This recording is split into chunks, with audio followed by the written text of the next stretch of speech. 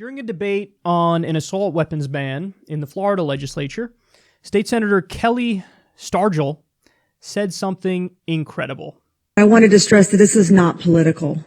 If I thought for one moment that if we banned assault weapons, then all of these tragedies would end, you would have me, I would be with you. But are we going to ban fertilizer, which is what they used in the Oklahoma bombing? Are we going to ban pressure cookers, which is what they used in the Boston massacre? Are we going to ban the multiple handguns that were used in other assaults? Are we going to ban the sawed-off shotguns, is what was used in Columbine? It's not the weapon. It's the evil from within. And unfortunately, Senator Stewart said in the very beginning of her debate, when we say thoughts and prayers, it's frowned upon. And I take real offense at that, because thoughts and prayers are really the only thing that's going to stop the evil from within the individual who is taking up their arms to do this kind of a massacre. So I will continue to do the thoughts and prayers. But in addition to that, I'm also going to do a comprehensive plan that Senator Galvano has spent hours and days, weeks actually working on. We're going to look at the weapons, which to a level of comfort past me, but I'm willing to move to a degree to say you've got to be 21 before you can have it, to make sure that person has a little more maturity in their life. Looking to the individual and their mental health to make sure that we're trying to make sure this individual is someone who we've done everything we can in our power to try and catch them early, to try to change the trajectory of their life when they've come from a broken home or whatever situation that they've had, to help them not have the desire to do these kinds of acts. We're going to look at law enforcement for the ones that we've missed, who've still got to that point, who want to do these things, to harden our schools. And if we haven't hardened the school enough, to have armed people there to just as the very last resort stop them. So this is a comprehensive plan. It's not just the weapon. It is all of it. It's comprehensive. But in my opinion, the one thing that will actually change this the most is the one thing that has become fighting words, which is to say thoughts and prayers. So that's something I'm going to continue to add to my comprehensive plan so that we can hopefully stop the evil that is happening from within our world. Wow. Okay, the reason why everybody gets mad at thoughts and prayers, myself included, is because it's a diversion. It's a diversion. It's become a platitude, a cliche, something you just throw out there that doesn't really mean anything, but it's just your way of saying, I'm not going to do anything, but here's the phrase I'm going to give you that makes you think I care and makes you think I'm going to do something. So this is what happens. All these Republicans after these mass shootings got thoughts and prayers, thoughts and prayers, thoughts and prayers, thoughts and prayers, thoughts and prayers. That's not going to prevent the next mass shooting, and that's the point. But she argues, and this is why this is particularly stupid and egregious, well, that's, I think, the only thing that will stop this.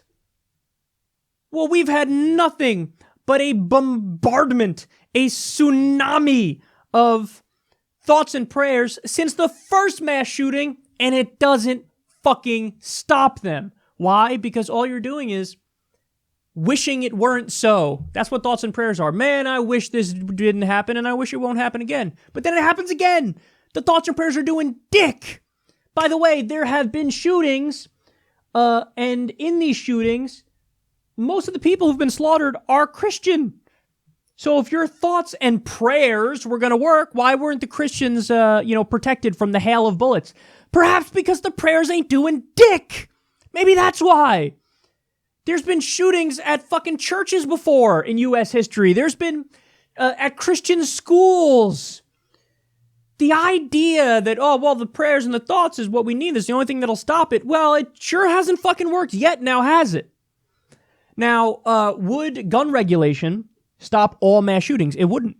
Would it stop many of them? Yes. You would see a giant decrease. As of right now, we have 32,000 people that die every year because of gun violence in the U.S. Now, that includes everything. So that's homicides, suicides, and accidents. But we have about 12,000 people who die from homicides. You could massively cut that number down. You could cut that number in half with some basic gun reforms.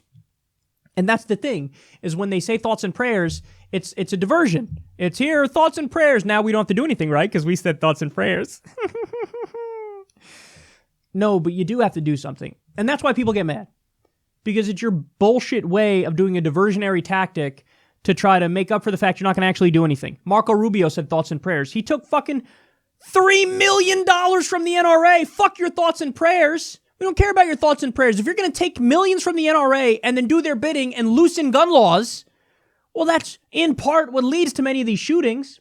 Again, you're never going to stop all shootings through gun regulation. Well, if you confiscate the guns, you could stop almost all shootings. But I don't agree with that. Most people don't agree with that. So then it's just a matter of where do you draw the line in terms of the regulation. And as a general rule, the stronger the regulation, the fewer people will have access to guns, the fewer mass shootings there will be. That's just a fact. You don't believe me? Go look at the numbers from all the other countries. Japan has virtually no guns, has virtually no mass shooting. You know? And you go down the line and there's some countries with middle ground gun laws and they have fewer mass shootings, but they still have some. So it's just, again, it's a matter of where you want to draw the line and how much of a risk you want to take. And we all agree with gun regulation to a certain extent. It's just where do you draw that line? So even if you talk to the hardest line Republican out there, they'll say, of course, Bob from down the street shouldn't have a nuclear weapon. Okay, then you believe in regulating weapons. You believe in regulating them. You might draw the line at a different place, but you believe in regulating them.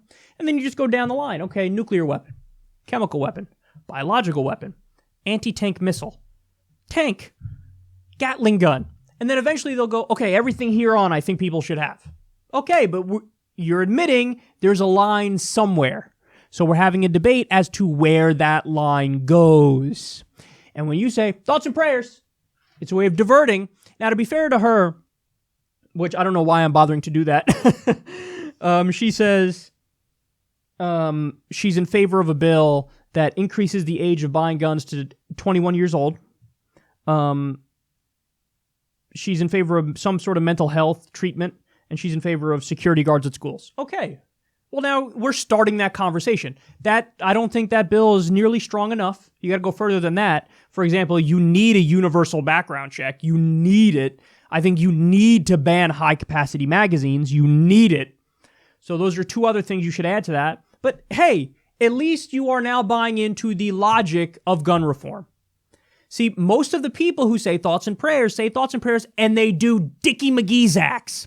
They do ass cheeks. They do nothing. They do nothing at all. Okay? So at least you're starting to buy into the logic of it.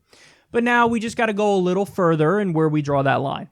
And by the way, if you want mental health treatment, I would love that. I would love it if we had a bill proposed either at the state level in Florida or at the federal level where politicians said, oh, we have a Medicare for all treatment for mental health. So anytime you want to go see a psychologist or a psychiatrist, you can go, free of charge, paid for by the taxpayers. Wouldn't that be great? That would help us a lot. I would say that would prevent so many problems. If anybody felt like when you get sick and you go to the emergency room, you know it's there. You broke your leg, you got to go there, you got to get it fixed. What if you're having a fucking mental breakdown? Why shouldn't you be able to go into the psychologist's office or the psychiatrist's office? Why shouldn't we have universal access to psychologists or psychiatrists regardless of income? That'd be great, but that's not what they're talking about. They're talking about tweaks around the edges, and usually these people are the same people who wanted to get rid of Obamacare and cut Medicaid, and now they're like, mental health! Oh, really? You care about mental health? Then why'd you fucking want to cut Medicaid and get rid of Obamacare? There's a few things that help with mental health in this country. So, but that really is just a beyond a stupid statement. The only thing that'll work is thoughts and prayers. How anti-empirical are you? Like, wow, that's stupid. Wow. All your thoughts and prayers haven't stopped the 32,000 deaths each year now, have they? And the thoughts and prayers have been rolling in for a long time.